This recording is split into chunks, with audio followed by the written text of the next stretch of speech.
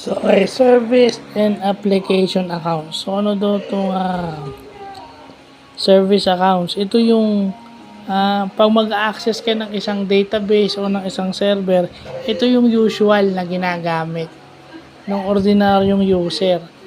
Actually, ah, ito yung pwedeng ma-elevate to elevated privileges. Yung elevated privileges is administrator. So, ito yung usual login o yung usual sign-on, pero ito pwede ka mag-login as administrator o yung elevated privileges. And then yung application accounts, yun naman yung mag-access ka ng applications that carry out a specific task. So yung username mo at saka password mo dun sa isang database o dun sa isang system is to run a specific task with that application. So whether mag-i-edit ka, mag-update ka, mag-i-encode ka, yun yung application accounts.